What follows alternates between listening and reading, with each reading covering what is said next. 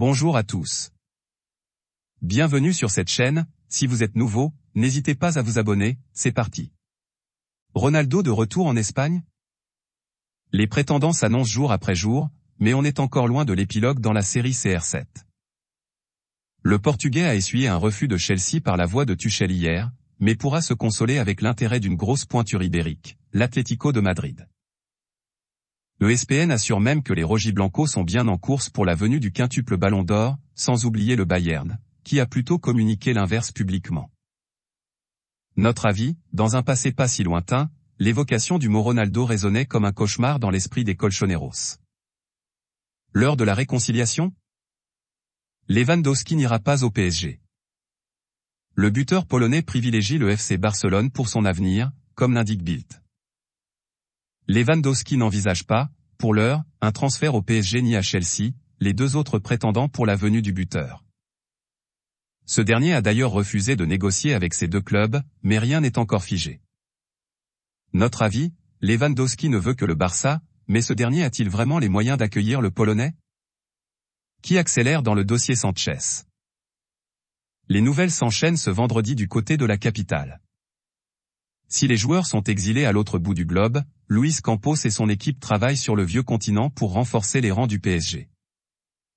Après l'arrivée programmée d'Hugo Ekitike, ce serait au tour du Renato Sanchez d'être finalisé, à en croire les informations du Parisien.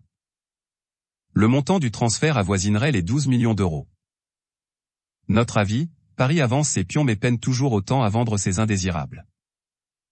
Diallo, successeur potentiel de Koulibaly à Naples. Dans son édition du jour, l'équipe nous informe de l'intérêt du Napoli pour le défenseur international sénégalais Abdou Diallo. Sous contrat jusqu'en 2024 avec le Paris Saint-Germain, l'ancien du Borussia Dortmund voit son avenir dans la capitale bouchée, surtout avec les rumeurs persistantes de la venue de Milan Skriniar. Pour le moment, les discussions n'ont pas encore été entamées, mais cela ne saurait tarder. Notre avis, Diallo a tout à gagner à partir au Napoli, qui lui apportera du temps de jeu et une participation active en Ligue des Champions.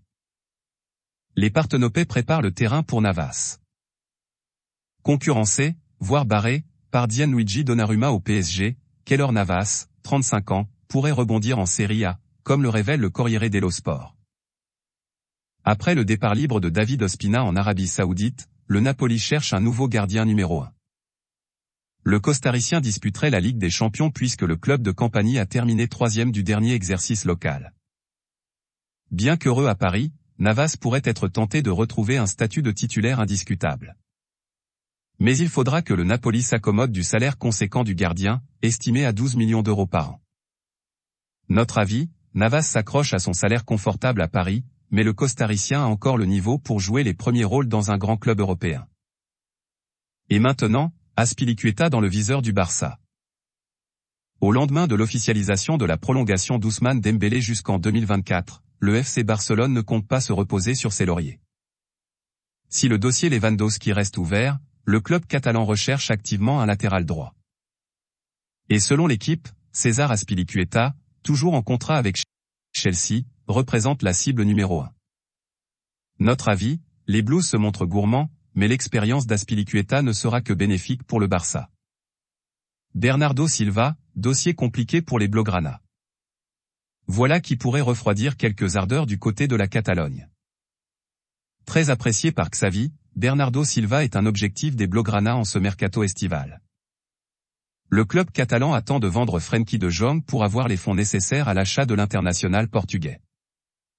Problème, Manchester City n'est pas disposé à se séparer de son milieu de terrain, à en croire les infos de The Mirror. La cause? Pep Guardiola compte énormément sur Silva, qu'il considère comme un moteur clé de son équipe. Notre avis, si Silva est bloqué par City, le Barça n'est pas obligé de se débarrasser de Frenkie de Jong, qui veut rester. Le dossier Skriniar toujours en stand-by. La Gazzetta dello Sport a donné les toutes dernières informations sur les négociations entre le PSG et l'Inter pour Milan Skriniar. La dernière offre parisienne reste la suivante, 60 millions d'euros plus un joueur. Mais l'Inter n'en démord pas, le club lombard veut 70 millions. Néanmoins, l'optimisme demeure et le deal pourrait se boucler à 65 millions dès ce week-end, a précisé le quotidien italien. Notre avis, le PSG veut Skriniar et finira par l'avoir. Même s'il faut se plier aux exigences de l'Inter. Et la piste Scamacca s'éloigne. Sassuolo a beau être particulièrement gourmand pour son attaquant, le club de Modène est en passe de réussir son pari. Refroidi par le prix demandé par les Italiens, le PSG a bifurqué vers d'autres pistes. Pendant ce temps-là, West Ham en a profité, selon Sky Sport, pour formuler une offre de 40 millions d'euros hors bonus, que Sassuolo est en train d'étudier. Notre avis, pas de regret pour Paris, qui aurait conclu l'arrivée d'Ekitik. Fin de mercato pour le Real. En pleine tournée sur le continent américain, Carlo Ancelotti a profité d'une rencontre avec la presse pour confirmer qu'il compterait bien sur Eden Hazard la saison prochaine. Par ailleurs, le technicien transalpin a annoncé la fermeture du mercato merengue, en tout cas au niveau des arrivées. Ancelotti est satisfait de son groupe. Notre avis, le Real a un groupe fourni et bien équilibré entre jeunesse et expérience. Ancelotti voit juste. Asensio ciblé par Newcastle. En fin de contrat dans 1 an avec le Real Madrid, Marco Asensio ne sait toujours pas de quoi son futur sera fait.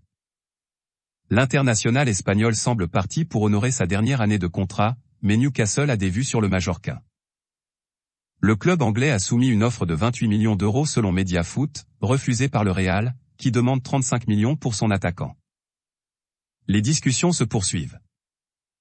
Notre avis, Asensio doit voler de ses propres ailes, et le projet ambitieux de Newcastle peut lui offrir le cadre idéal pour s'imposer comme un leader.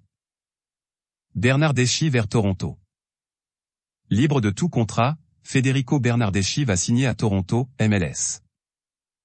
Selon la Repubblica, l'ancien joueur de la Juventus s'engagera pour 3 saisons, plus 2 en option, et touchera un salaire de 5 millions d'euros. Notre avis, drôle de choix pour Bernardeschi, qui décide de s'exiler à 28 ans pour rejoindre Insigne, Chiellini et Criscito à Toronto. Mais eux ont un autre âge. Enzo Fernandez au Benfica. Le milieu argentin Enzo Fernandez a quitté River Plate et s'est engagé au Benfica Lisbonne pour un montant de 10 millions d'euros, a annoncé le club portugais. Fernandez, 21 ans, a signé un contrat de 5 ans avec les Aigles, assorti d'une clause libératoire de 120 millions d'euros, a indiqué le Benfica dans un communiqué publié jeudi soir. En plus de l'indemnité de 10 millions d'euros, le transfert prévoit 8 millions d'euros de bonus en fonction de la réalisation d'objectifs sportifs. Notre avis, un super coup pour le Benfica, qui s'offre l'un des joueurs les plus prometteurs en circulation. Monza discute avec Marcelo. Libre depuis son départ du Real Madrid, Marcelo, 34 ans, veut un dernier défi en Europe, avant de peut-être rentrer au bercail. Des sources provenant d'Italie font état de contacts entre Monza, propriété de Silvio Berlusconi, et le latéral brésilien. Le club italien vient d'assurer sa montée dans l'élite, et a besoin de joueurs d'expérience. Notre avis, l'expérience du Brésilien serait d'un grand soutien à un effectif néophyte en Serie A. Zaïre Emery signe son premier contrat pro. Le Paris Saint-Germain a rendu public l'annonce de la signature du premier contrat pro du milieu de terrain formé au PSG, Warren Zaïre Emery, 16 ans.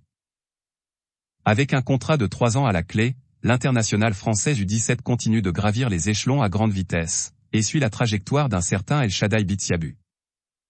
Notre avis, le PSG a des jeunes talents dans ses rangs, reste qu'il faut les faire jouer s'il veut les conserver à long terme.